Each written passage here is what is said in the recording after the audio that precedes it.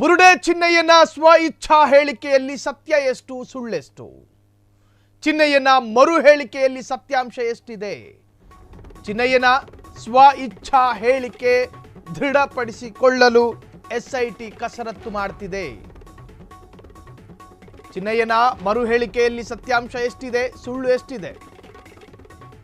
ಚಿನ್ನಯ್ಯನ ಸ್ವ ಇಚ್ಛಾ ಹೇಳಿಕೆ ದೃಢಪಡಿಸಿಕೊಳ್ಳಲು ಎಸ್ಐಟಿ ಅಧಿಕಾರಿಗಳು ಕಸರತ್ತನ್ನು ಮಾಡ್ತಿದ್ದಾರೆ. ಈ ಹಿನ್ನೆಲೆಯಲ್ಲಿ ಧರ್ಮಸ್ಥಳ ಗ್ರಾಮ ಪಂಚಾಯಿತಿ ಪಿಡಿಒ ಹಾಗೂ ಸಿಬ್ಬಂದಿಯ ವಿಚಾರಣೆ, ಶವ ದಫನ್ ಪ್ರಕ್ರಿಯೆ ಅಕ್ರಮವಾಗಿದೆ ಎಂಬ ಬಗ್ಗೆ ದಾಖಲೆಗಳ ಮೂಲಕ ಶೋಧ.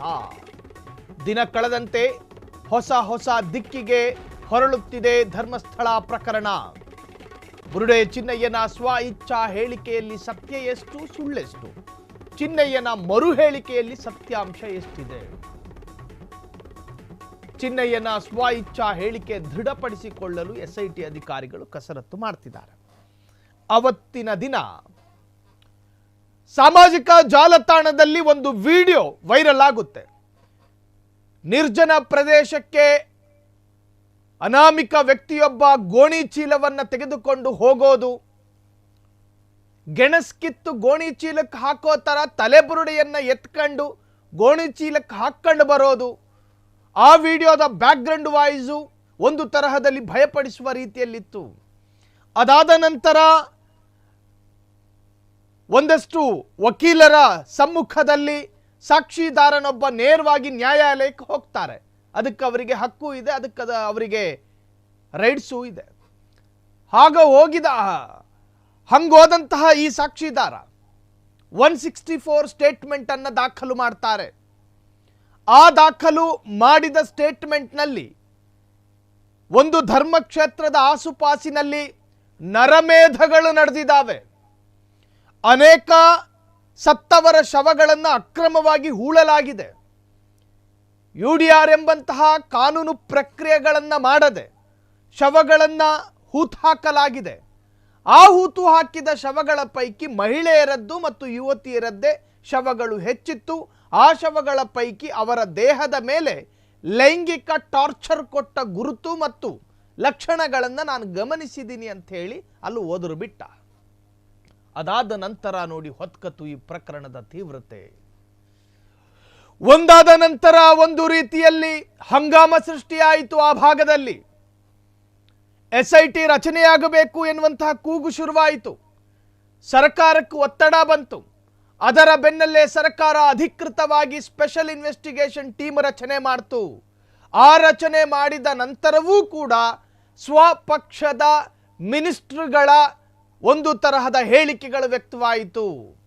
ಎಡಪಂಥೀಯ ಸಂಘಟನೆಗಳ ಒತ್ತಾಯದ ಮೇರೆಗೆ ಅನಿವಾರ್ಯವಾಗಿ ನಾವು ಎಸ್ಐಟಿಯನ್ನು ಸ್ಥಾಪಿಸಬೇಕಾಗಿ ಬಂತು. ಇನ್ನೊಂದು ಕಡೆ ಇದು ಷಡ್ಯಂತ್ರ ಅಂತ ಹೇಳಿ ಉಪಮುಖ್ಯಮಂತ್ರಿಯ ಹೇಳಿಕೆಯೂ ಕೂಡ ವೈರಲ್ ಆಯಿತು. ಈ ಎಲ್ಲದರ ನಡುವೆ ಎಸ್ಐಟಿ ತನಿಖೆ ಶುರು ಹಚ್ಕೊತು. ಆ ಭಾಗವಾಗಿ ಅನೇಕರನ್ನ ವಿಚಾರಣೆಗೆ ಒಳಪಡಿಸ್ತು. ಈಗ ಈ ಬುರುಡೆ ಪ್ರಕರಣದಲ್ಲಿ ಚಿನ್ನಯ್ಯ ಅನ್ನೋ ಪ್ರಥಮ ಸಾಕ್ಷಿದಾರ ಇದಾನಲ್ಲ, ಆತ ಕೊಟ್ಟ ಸ್ವ ಇಚ್ಛಾ ಹೇಳಿಕೆಯಲ್ಲಿ ಸತ್ಯ ಎಷ್ಟು ಸುಳ್ಳೆಷ್ಟು ಎನ್ನುವಂಥ ಚರ್ಚೆಗಳಾಗ್ತಾ ಇದೆ. ಚಿನ್ನಯ್ಯನನ್ನ ಪ್ರೊಟೆಕ್ಷನ್ ಆಕ್ಟ್ ನಡಿ ಆತನಿಗೆ ಭದ್ರತೆಯನ್ನು ಕೊಡಲಾಯಿತು ನ್ಯಾಯಾಲಯದ ಅನುಮತಿಯಂತೆ. ಅದಾದ ನಂತರ ಆತನ ಹೇಳಿಕೆಗಳಲ್ಲಿ ಆಭಾಸಗಳು, ವೈರುಧ್ಯಗಳು, ಸತ್ಯಕ್ಕೆ ಸಮೀಪವಾಗದೇ ಇರತಕ್ಕಂಥ ಅಂಶಗಳು, ವೈಜ್ಞಾನಿಕತೆಯನ್ನು ಮುಟ್ಟಿ ನೋಡದ ಆತನ ಹೇಳಿಕೆಗಳನ್ನು ಸಂಶಯಿಸಲಾಯಿತು. ಜೊತೆಗೆ ಆತನಿಗೆ ಕೊಡಲಾದಂತಹ ಪ್ರೊಟೆಕ್ಷನ್ ಆಕ್ಟ್ ಅದನ್ನು ಕಸಿಯಲಾಯಿತು. ಆತನನ್ನು ಆರೋಪಿ ಎಂದು ಕನ್ಸಿಡರ್ ಮಾಡಲಾಯಿತು. ಆತನನ್ನು ಅಧಿಕೃತವಾಗಿ ಪೊಲೀಸರು ಅರೆಸ್ಟ್ ಮಾಡಿದ್ರು. ಈಗ ಆತ ಶಿವಮೊಗ್ಗದ ಕಾರಾಗೃಹದಲ್ಲಿದ್ದಾನೆ.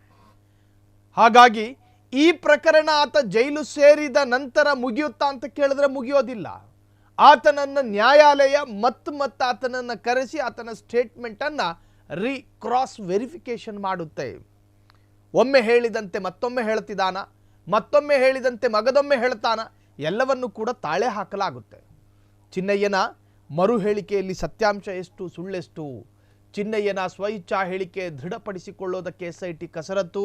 ಹಿಂದೆ ಶವ ಹೂಳುವ ವಿಚಾರದಲ್ಲಿ ಅಕ್ರಮ ನಡೆದಿದೆ ಎಂಬ ಶಂಕೆ ಇತ್ತು.